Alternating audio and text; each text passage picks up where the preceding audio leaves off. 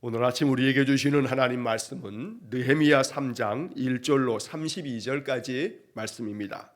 느헤미야 3장 1절로 32절까지 말씀을 봉독하겠습니다.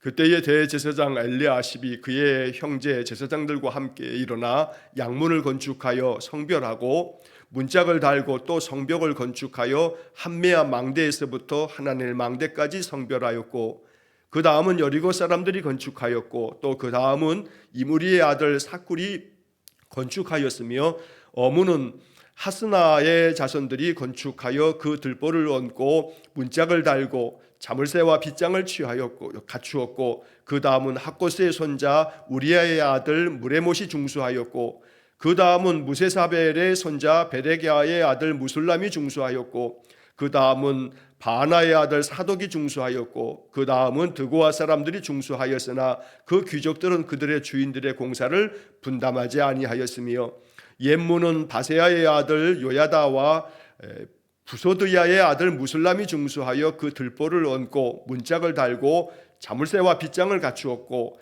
그 다음은 기브오 사람 물라디아와 무로노 사람 야돈이 강 서쪽 총독의 관할에 속한 기브온 사람들 및 미스바 사람들과 더불어 중수하였고, 그 다음은 금장색 하레야의 아들 우시엘 등이 중수하였고, 그 다음은 향품 장사 하나냐 등이 중수하되 그들이 예루살렘의 넓은 성벽까지 하였고, 그 다음은 예루살렘 지방의 절반을 다스리는 후르의 아들 르바야가 중수하였고, 그 다음은 하루마베의 아들 여다야가 자기 집과 마주대한 곳을 중수하였고, 그 다음은 하삼느야의 아들 핫두스가 중수하였고, 하림의 아들 말기야와 바함모압의 아들 핫숲이 한 부분과 화덕 망대를 중수하였고, 그 다음은 예루살렘 지방 절방을 다스리는 할로헤스의 아들 살룸과 그의 딸들이 중수하였고, 골짜기 문은 한운과 산호와 주민이 중수하여 문을 세우며 문짝을 달고 자물쇠와 빗장을 갖추고,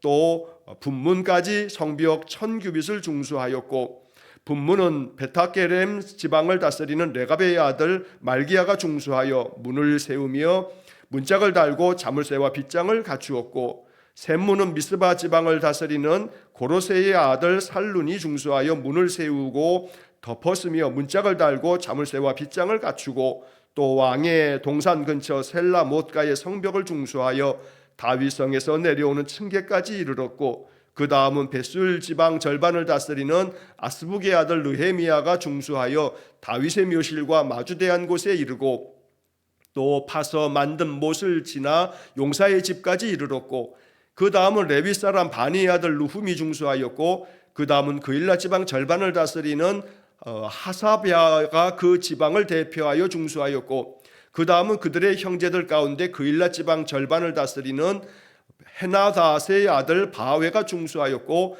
그 다음은 미스바를 다스리는 예수아의 아들 에셀이 한 부분을 중수하여 성 구비에 있는 군기고 맞은편까지 이르렀고, 그 다음은 삿배의 아들 바룩이 한 부분을 힘써 중수하여 성 구비에서부터 대제사장 엘리야십의 집문에 이르렀고, 그 다음은 학고스의 손자 우리아의 아들 무레못이 한 부분을 중수하여 엘리야십의 집문에서부터 엘리야십의 집 모퉁이에 이르렀고, 그 다음은 평지에 사는 제사장들이 중수하였고, 그 다음은 베냐민과 핫숲의 그 자기 집 맞은편 부분을 중수하였고, 그 다음은 아나냐의 손자 마아세야의 아들 아사랴가 자기 집에서 가까운 부분을 중수하였고, 그 다음은 헤나다스의 아들 빈누이가 한 부분을 중수하되 아사랴의 집에서부터 성 구비를 지나 성 모퉁이에 이르렀고, 우세의 아들 발랄은 성 구비 맞은편과 왕의 윗궁에서 내민 망대 맞은편 곧 시위청에서 가까운 부분을 중수하였고, 그 다음은 바로스의 아들 브다야가 중수하였고, 그 다음은 느디님 사람은 오벨에 거주하여 동쪽 수문과 마주대한 곳에서부터 내민 망대까지 이르렀느니라. 그 다음은 드고아 사람들이 한 부분을 중수하여 내민 큰 망대와 마주대한 곳에서부터 오벨 성벽까지 이르렀느니라.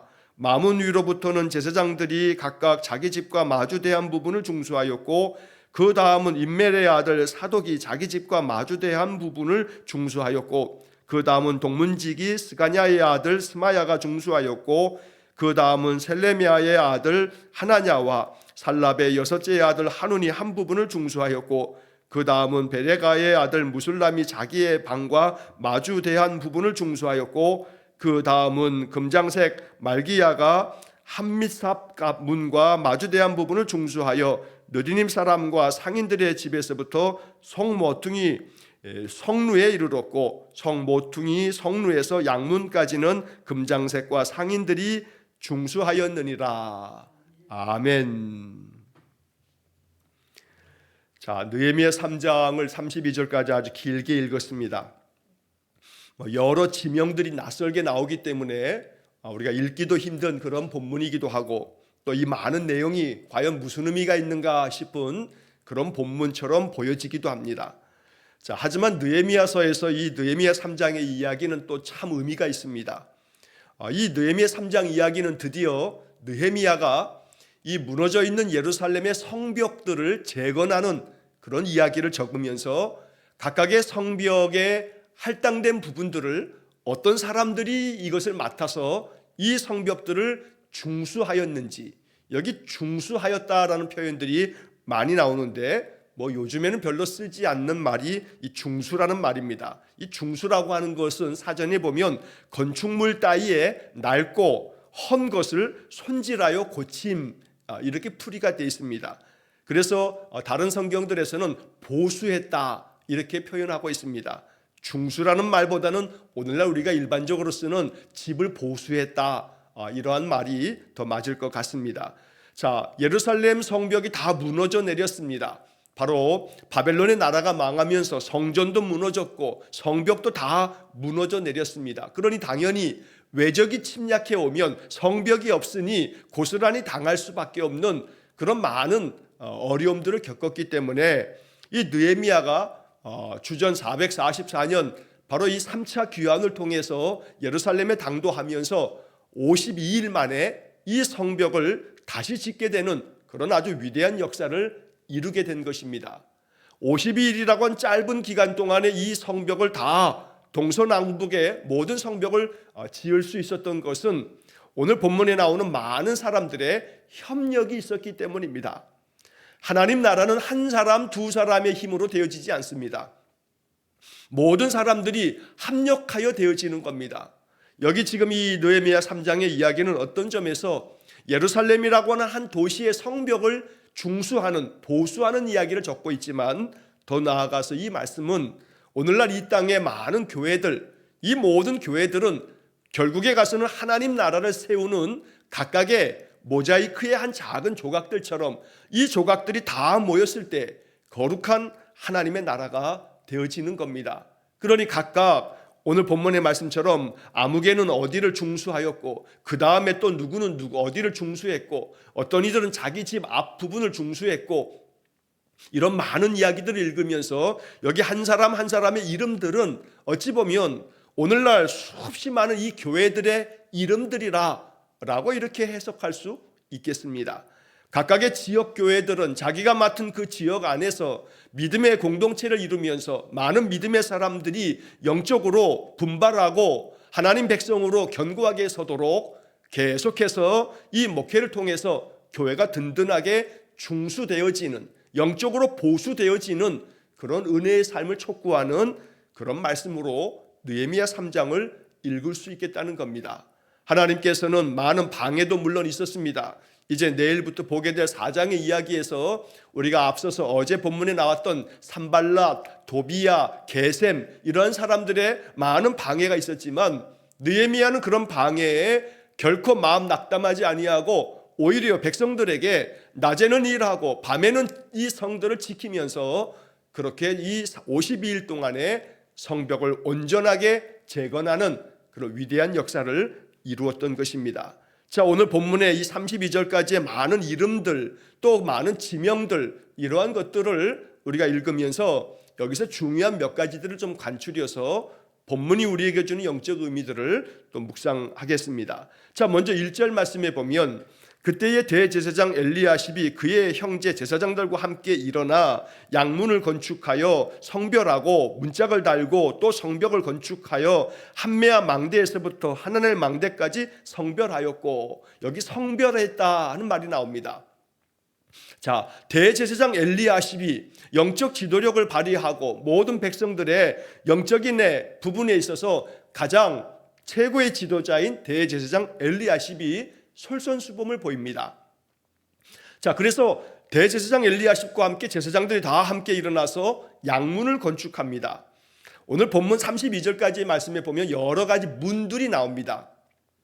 양문이라고 하는 표현이 나오고 3절에 어문이라고 나오고 또 6절에 옛문, 13절에 골짜기 문, 14절에 분문, 15절에 샘문, 그리고 저 뒤에 28절에 마문, 뭐 이런 많은 문들이 나옵니다.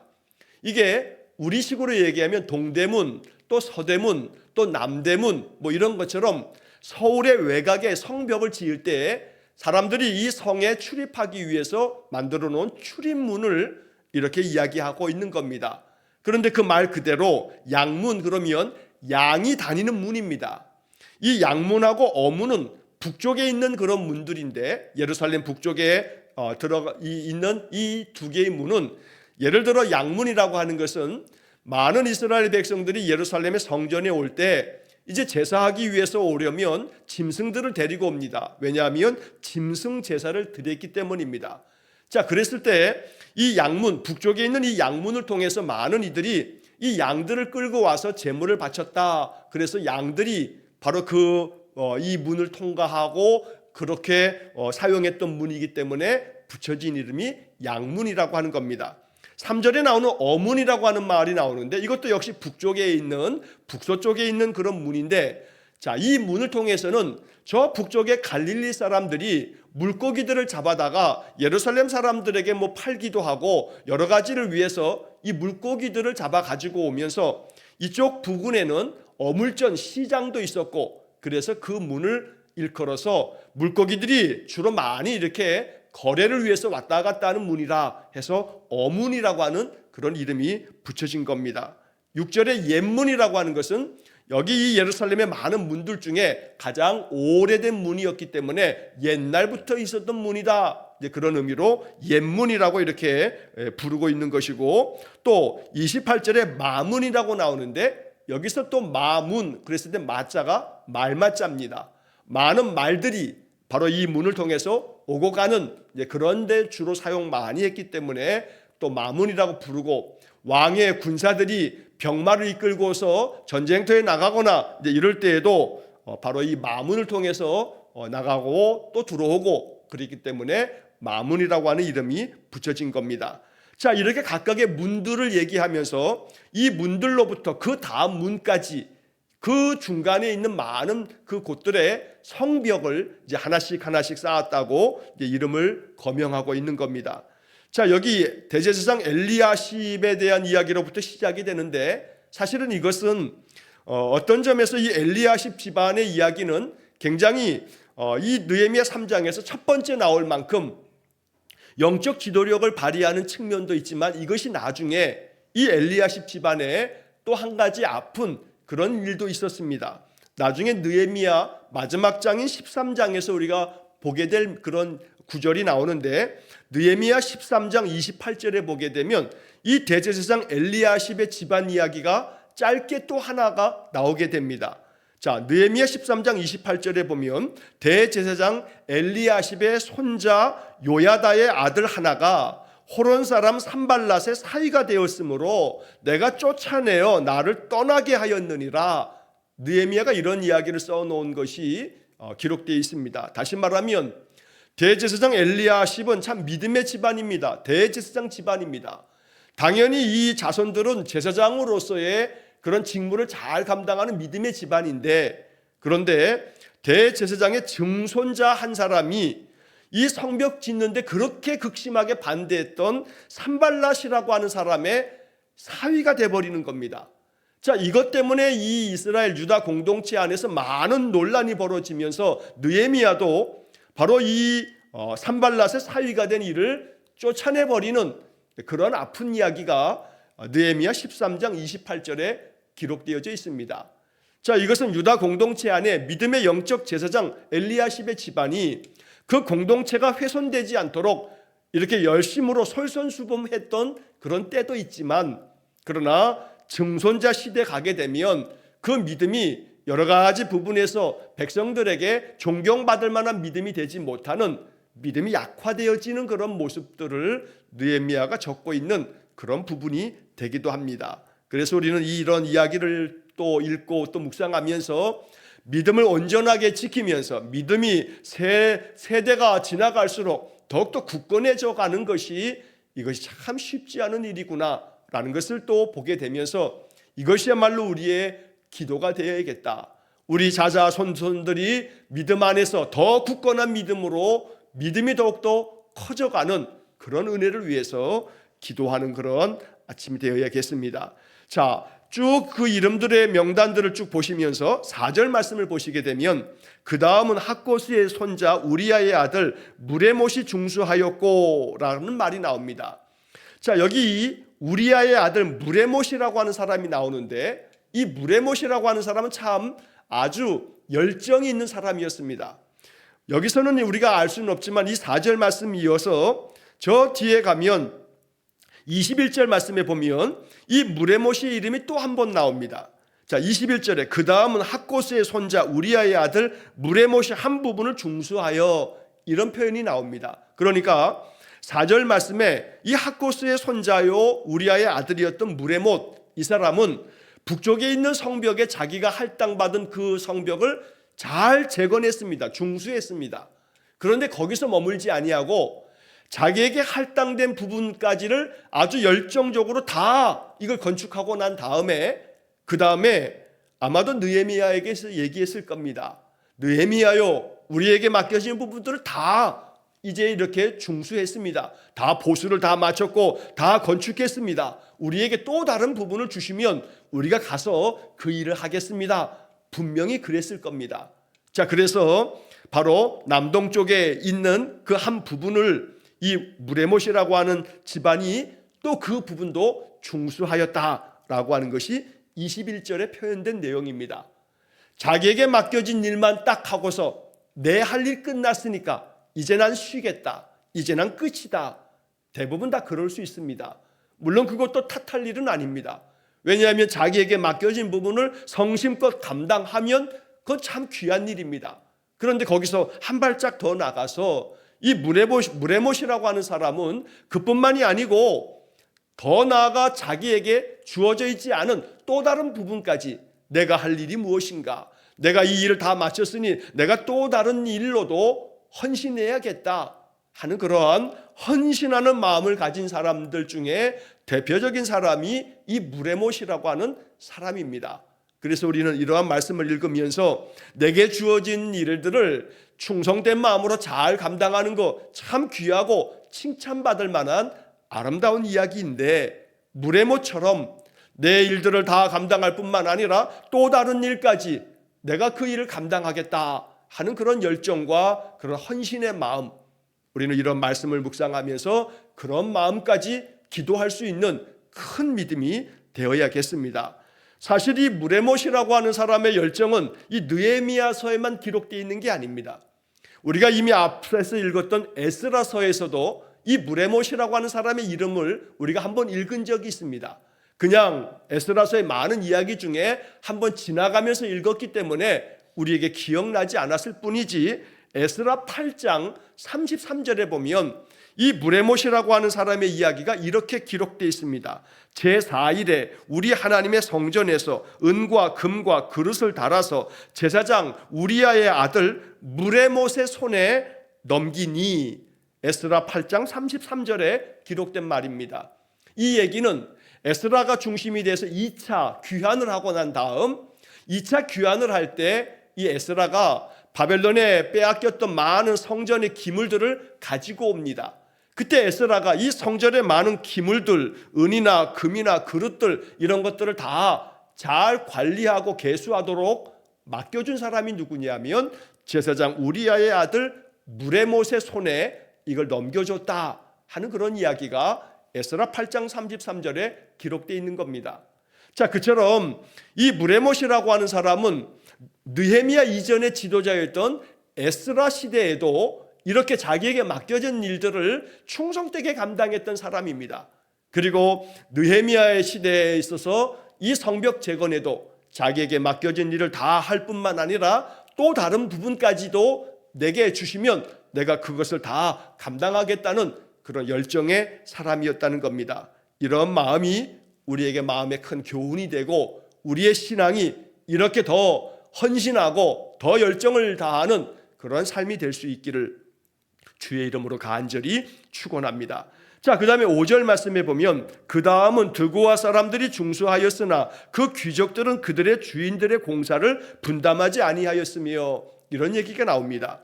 자, 여기 드고아 사람들이라고 하는 말이 나오는데, 이 드고아 사람들 그러면 우리가 떠오를 수 있는 사람이 아모스 선지자입니다. 아모스서를 읽다 보면 아모스가 드고아 사람이다라는 표현이 나옵니다. 드고아 사람 아모스, 이런 것을 우리가 아모스서에서 읽게 됩니다. 자, 이 드고아는 사실 시골입니다. 그리고 이 드고아는 그냥 농촌이기 때문에 농사 짓고 양들 키우는 그러한 곳이 바로 드고아인데, 이 사람들이 예루살렘까지 와가지고 자기들의 맡겨진 그 성벽의 일부분을 중수하는 일에 함께 참여했다는 얘기입니다.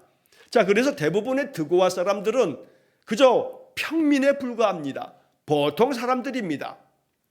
이러한 사람들이 헌신적으로 와서 성벽 재건에 힘을 보태고 있는데, 그런데 그와 반해서 여기 5절은 드고아 사람들이 중수하였으나 귀족들은 그들의 주인들의 공사를 분담하지 아니하였다. 그러니까 이 5절의 표현은 이걸 얘기하는 겁니다. 저 농촌에 농사나 짓고 양이나 키우던 저 평민에 불과한 드고아 사람들도 이렇게 예루살렘에 와서 일하면서 성벽 재건에 동참하는데 도대체 귀족들은 뭐 하는가 하는 얘기를 꼬집으면서 적고 있는 겁니다. 드고아 사람들은 이렇게 와서 중수하였으나 귀족들은 그들의 주인들의 공사를 분담하지 않았다. 여기 그들의 주인들의 공사를 분담하지 않았다라고 하는 이 표현을 세번역 성경은 이렇게 번역합니다. 공사 책임자들에게 협조하지 않았다. 그러니까 자기들이 맡아야 할 그 부분이 있는데 이 귀족들은 자기들이 맡아야 할 그 공사의 일정 부분들을 분담하지 않았다는 겁니다. 거부하고 협조하지 않았다라고 세번역 성경은 번역합니다. 시골 사람들도 와가지고 이렇게 공사에 참여하면서 힘을 보태고 있는데, 그런데 마땅히 앞장서야 할 이 귀족들이 그런 일에 협조하지 않았다라고 하는 부분도 이 3장에 적고 있는 겁니다. 그러니까 예루살렘 성벽을 재건함에 있어서 남유다 사람들이 이렇게 많이 참여하고 있지만, 그러나 아주 협조하지 않았던 그런 귀족의 일부분도 있었다는 것을 말하고 있습니다. 하나님의 나라의 일은 결국 그 마음에 감동이 된 사람들이 주의 일을 감당하는 것입니다. 하나님께서는 이 귀족들에게 강제하지 않습니다. 자원하는 마음으로 헌신하는 자들을 통해서 하나님의 나라와 하나님의 교회가 세워지는 것입니다. 그들이 비록 저 농촌 농사나 짓고 양이나 치는 그저 보잘것없는 평민에 불과하더라도 그들은 하나님의 역사에 있어서 그저 많은 것들을 소유하고 있는 귀족들보다도 훨씬 더 나은 사람들이라고 이야기하고 있는 것이 바로 이 5절의 말씀인 겁니다. 오늘 우리 안에 하나님의 나라를 위하여 아름답게 협력하고 헌신하는 그런 믿음이 되어지기를, 그러한 이름으로 우리의 이름이 하나님 앞에 있는 기념책에 기록되어지기를 주의 이름으로 간절히 축원합니다. 자, 그 다음에 저 뒤에 이제 9절 말씀을 보시면, 그 다음은 예루살렘 지방의 절반을 다스리는 후르의 아들 르바야가 중수하였고, 이런 표현이 나옵니다. 자, 여기서 이 후르라고 하는 이름은 이것은 유대 사람들이 사용했던 이름은 아니라고 합니다. 성경학자들의 주석에 의하면 이 후르라고 하는 사람은 바벨론 사람이었을 거다, 즉 페르시아의 나라의 사람이었음이 틀림없다, 이렇게 해석을 합니다.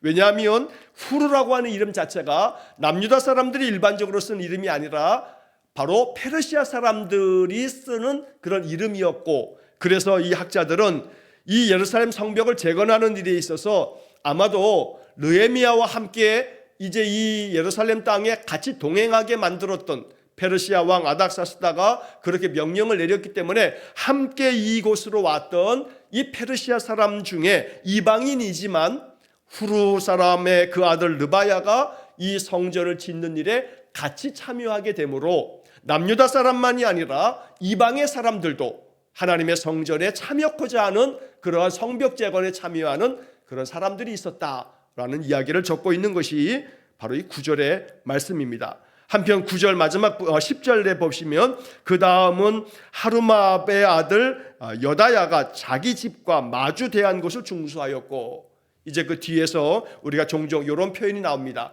자기 집과 마주한 곳을 중수했다. 자기가 살고 있는 그 동네, 바로 그 가까이에 있는 성벽을 바로 책임지고 그쪽 부분을 담당함으로써 성벽을 재건하게 됐다 하는 그런 이야기를 하고 있습니다. 자, 또 한편 12절 말씀해 보면 그 다음은 예루살렘 지방 절반을 다스리는 할로에스의 아들 살룸과 그의 딸들이 중수하였고, 성벽을 재건하는 것은 건설하고 건축하는 힘겨운 일입니다. 대부분은 다 남자들이 주로 이 공사에 참여하게 됩니다. 그런데 여기 지금 12절의 말씀에 보면 할로에스의 아들 살룸과 그의 딸들이 중수했다. 여기서 남녀노소를 가리지 아니하고 여자라 할지라도 아이고 성벽 짓는 것은 힘든 일인데 남자들이 다 하는 거지 라고 하지 아니하고 그들의 딸들도 이 성벽 중수하는 일에 참여했다라는 이야기를 적고 있습니다.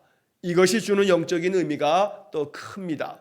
어느 누구도 나는 예외야, 나는 제외되어야지, 나는 열외야 라고 이렇게 뒤로 물러섬이 없이 우리도 참여할 수 있도록 허락해 주시오 라고 요청하면서 바로 할로에스의 집안에서는 딸들까지 이 성벽 재건에 참여했다는 아름다운 그런 이야기를 적고 있는 겁니다. 자, 그 다음에 13절부터는 서쪽 지역에 있는 골짜기 문, 분문, 샘문 이러한 쪽에 있는 그런 곳들을 이제 재건하게 되고 15절에 샘문서부터 쭉 남동쪽에 있는 동쪽에 있는 그런 문부터 그 주변 일대에 성벽을 다 재건하는 그런 사람들, 아무개는 어디를 중수했고 또 그 다음은 또 누구는 어디를 중수했고 이런 명당들이 쭉 이어지게 됩니다. 자, 그리고 이제 저 뒤에 27절 말씀해 보시면 좀 전에 우리가 5절 말씀에서 드고아 사람들에 대한 이야기를 말씀을 드렸습니다. 아모스의 출신지기도 했던 저 농촌 지역의 드고아 사람들. 그런데 이 동쪽 지역에 있는 이 문들의 샘문부터 시작해서 여러 그 일대의 성벽을 재건할 때 드고아 사람들이 여기에 또 한 번 언급됩니다. 그 다음은 드고아 사람들이 한 부분을 중수하여 내민 큰 망대와 마주 대한 곳에서부터 오벨 성벽까지 이르렀느니라. 결국 보잘것없는 일반 평민에 불과한 농사꾼이요 양들이나 치는 양치기들에 불과한 귀족들도 아니고 책임 맡은 영적 지도자들도 아닌 이런 일반 많은 백성들이 이렇게 자기에게 맡겨진 그 5절의 그 부분 북쪽에 있는 그 지역뿐만 아니라 동쪽에 있는 이곳까지 와서 여기도 우리가 짓겠다 하면서 이렇게 열정을 다하는 사람들이 있었다는 것입니다. 자, 28절 이하에서는 이제 저 북동쪽에 있는 마문에서부터 시작해서 나머지 부분들의 중수되어지는 과정을 쭉 이야기를 합니다. 자, 이러한 이야기들을 쭉 읽으면서 우리가 이제 깨닫게 되어지는 한 가지가 있습니다.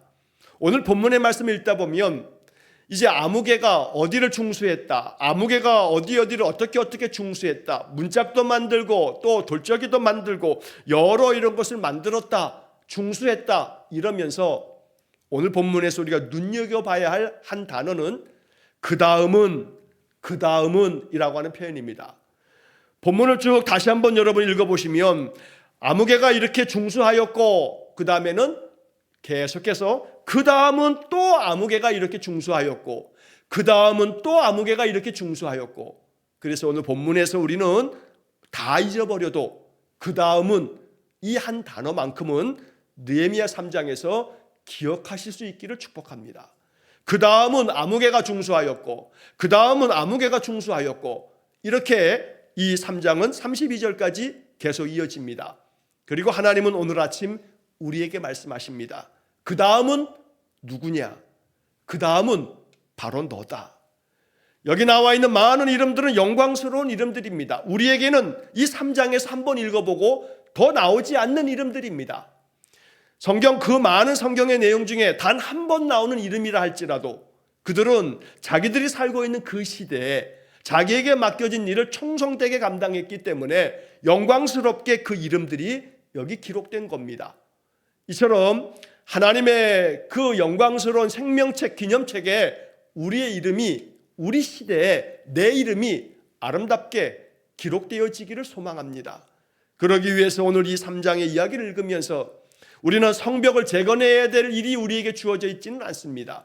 그러나 우리에게는 마땅히 이 땅에서 그리스도인으로서 하나님 나라를 세워가는 성도로서의 삶을 살아가야 합니다. 하나님의 말씀을 받아 그 말씀의 뜻대로 살아가야 하고 하나님이 명하신 말씀대로 순종하며 살아가는 삶을 살아야 합니다. 그런 부분에서 우리의 인생이 바로 그렇게 하나님의 나라를 세워가는 삶이 되어지기를 간절히 축원합니다. 날이 갈수록 교회가 쇠퇴하고 있습니다. 오늘날 우리 신자들의 신앙은 점점 더 세속화되어지기 시작합니다. 혼합적인 마음으로 세상 것도 즐기고 세상 것도 손잡고 하나님도 손잡고 이러면서 전심으로 하나님을 향한 믿음이 그렇게 열정을 다하여 헌신하지 않습니다.